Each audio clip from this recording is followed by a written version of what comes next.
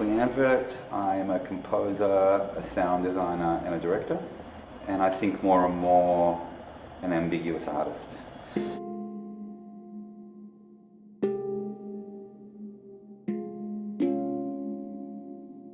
Grew up in Russia up until I was 6 years old.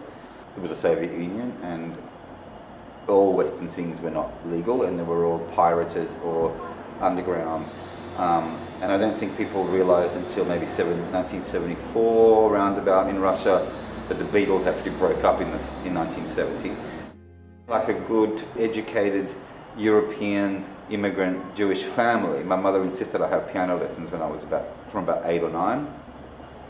My brother insisted that I don't do stale museum classical music, as he called it, but make sure that the classical teacher, whoever she is, would teach me some pop songs and jazz and other kinds of music. There was a stint when I was about 14 for about a year when I thought I was going to become a tennis player. And I really wanted to dye my hair blonde like Bjorn Borg and wear lots of headbands and look Swedish.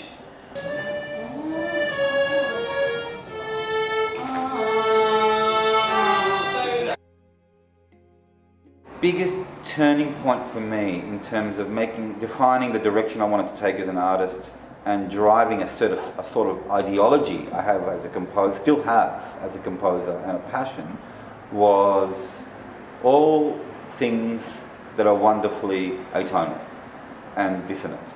And it's still at the forefront of my brain every time I sit down to do anything. Like, how can I make, if something's too beautiful, how can I fuck this up? And if something's too out there, how can I infuse beauty?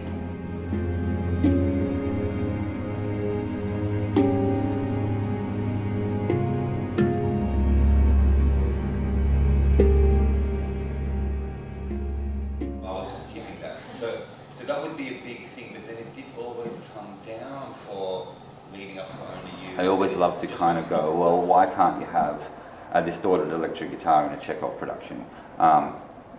The fact that the guitar wasn't invented yet, that doesn't mean anything. We're doing a theatre show. I mean, I don't think what people misread about, it's interesting having done Wizard of Oz, where people often talk about, oh, it's interesting that the director or the artist have chosen to work in this form and this style. Let's see what they're trying to tell us to justify why they made those choices, as though the default position is to tell a story in a more realistic sort of way. And if you choose to do it in a not realistic way, then what's your meaning? Why do you need to go to that form to tell that story, as though the default is reality?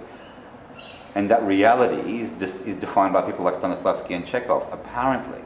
But actually, Stanislavski and Chekhov themselves knew very well and were very conscious that everything they were doing, yes, they wanted truth. And so we've confused truth with naturalism or realism now. They wanted truth, but they never in denial for 1 second that they were creating artworks. They knew that they weren't putting life on stage. They were putting truth, but they were putting art first and foremost on stage. And whether you're dealing in naturalism or some other avant-garde style, you're dealing in art. You're dealing in your way of making an impression, your way of re-representing the world.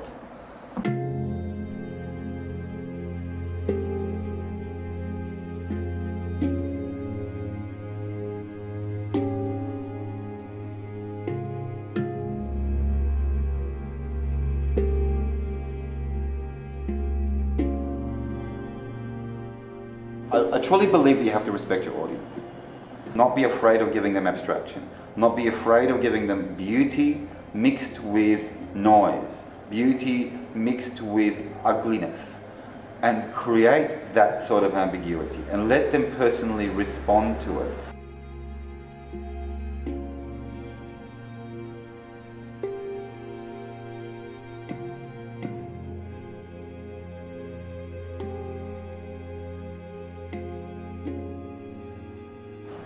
Adina's an artist. There are a lot of theatre directors who are very able theatre directors. They can stage plays. They'll produce you a show very well. Very dramaturgically sound, very slick. But I don't know if they're artists. And I don't know if they truly respect art. Adina does, she's a true artist.